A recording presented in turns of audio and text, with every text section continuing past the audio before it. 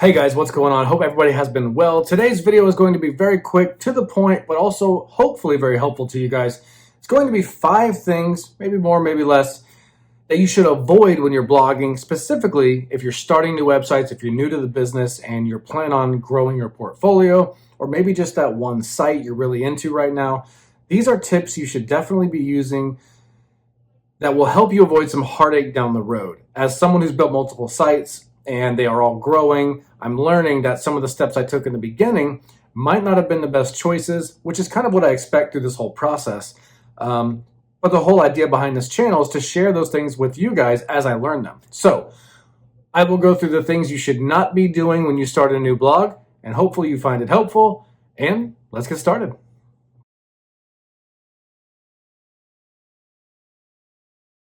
All right, so the first one is going to be, don't add social media accounts to your blogs. Now, I know a lot of people are going to say you absolutely should have social media accounts. They send social signals. It helps with authoritativeness and relevancy and legitimacy. All that is true. But what happens is social media these days, whether it be Facebook, specifically Instagram, which is kind of the go-to, TikTok, I've made accounts for these social profiles before that are associated with my blogs.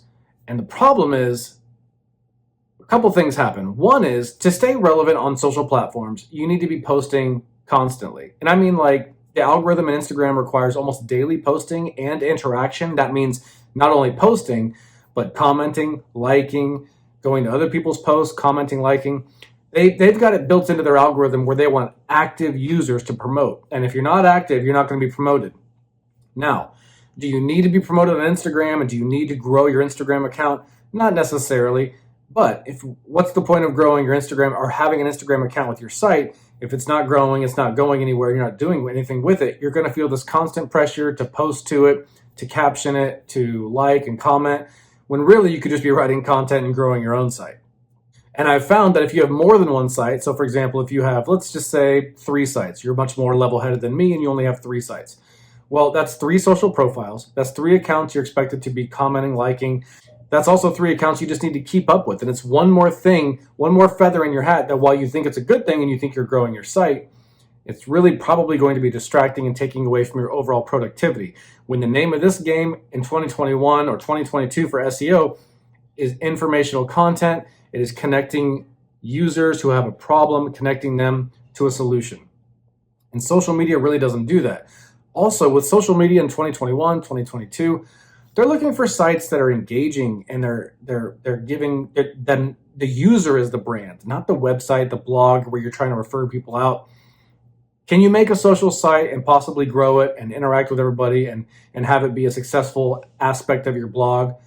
Yes. Is it going to probably require more work and time and focus and not much return on investment? Yes, as well. So social media accounts, while they do have their place, they become kind of a headache and they become a place to lose your focus while you should be focusing on building your content. All right, so the next one is going to go hand in hand with the first one, and that's YouTube. So I've heard a lot of comments out there, and I've done it myself, and that is, if you have a blog, a great way to cross-promote traffic on platforms is an associated YouTube channel. Now, if you have one website or maybe 2 websites, and you're devoted to them and you plan on keeping them for the long term, maybe a YouTube channel is going to be a good idea, and it's going to help cross-promote. It's going to create another income stream, maybe. But the reality is, and if you're doing YouTube, you already know, YouTube is a lot of work. It requires constant engagement and posting and creating content, when again, you could be a new blogger just focused on building your content. Content is king. And making YouTube, I would say that YouTube, I'm at around a year and a half with YouTube, not even a year and a half, about a year and 2 or 3 months. And I'm just now getting monetized on 2 different YouTube channels.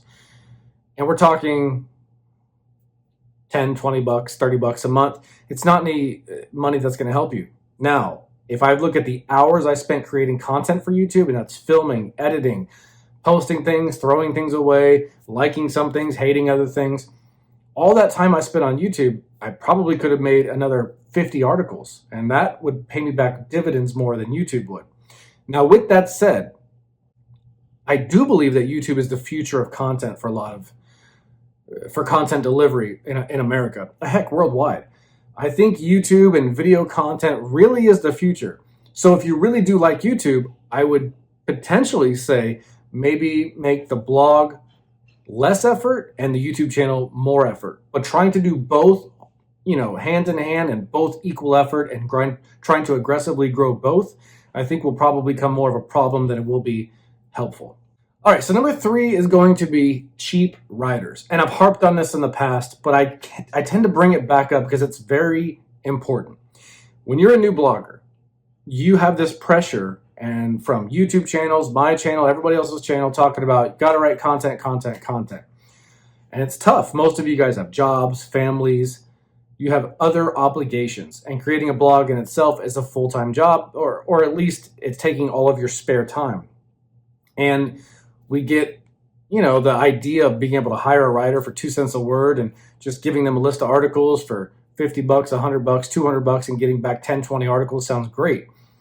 But the problem is, unless you've really worked a long time to find great writers, or you happen to get a great writer that falls in your lap, you're probably going to spend money, your hard-earned money, on content that is substandard, not good, and you will spend as much, if not more time, just trying to correct it and fix it, reformat it, and post it to your blog to where it's good.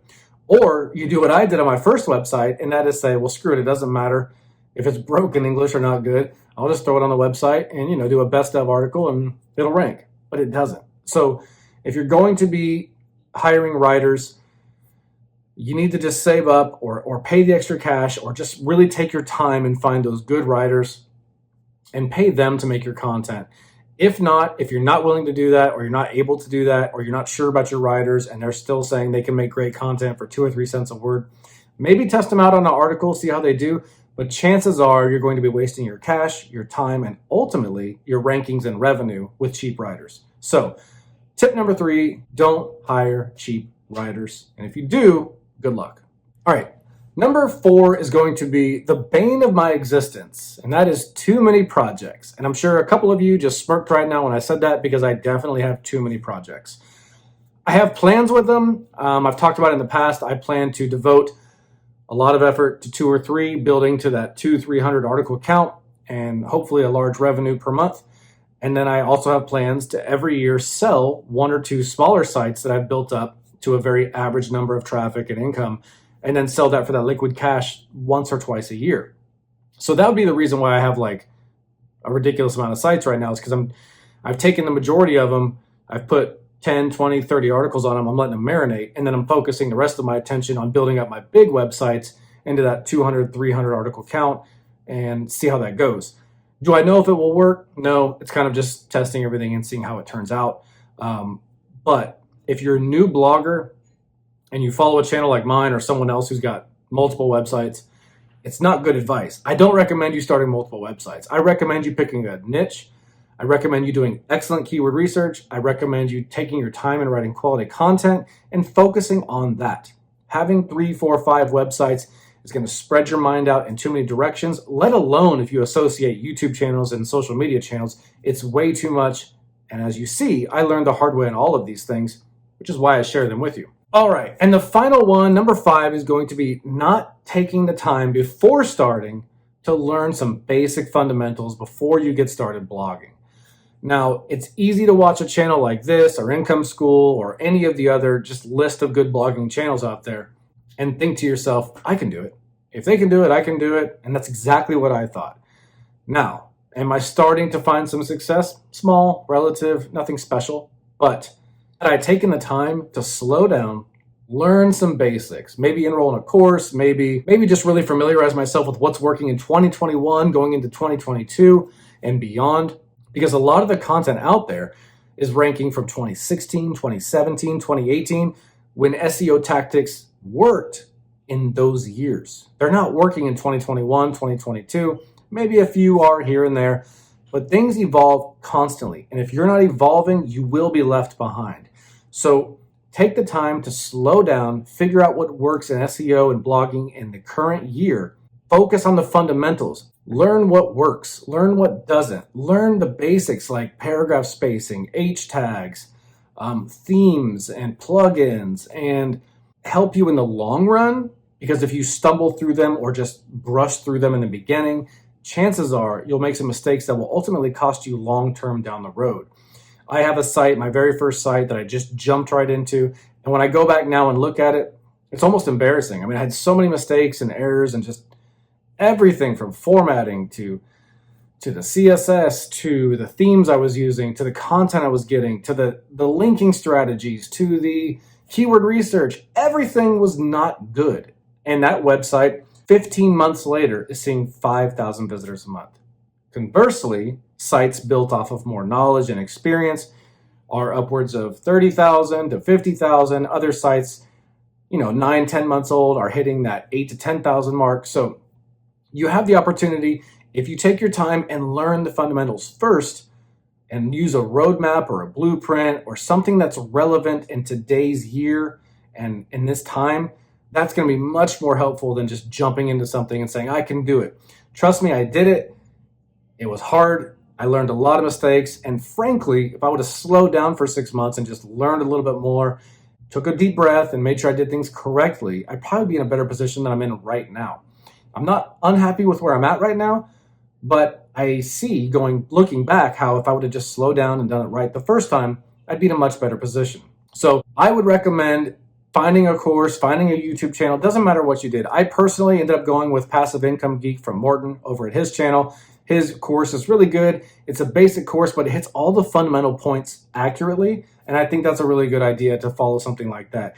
It doesn't matter what course you choose. And I'll go ahead and put a link down below in the description. It is an affiliate link. I would appreciate it if you use it. If not, it doesn't matter. I want you to take your time, learn things the right way, and enter the blogging field going into 2022 with the right mindset and not headed down all these rabbit holes that are just going to ultimately slow your progress, your productivity, your rankings, and your revenue. All right, guys, that's it. We'll talk to you guys later.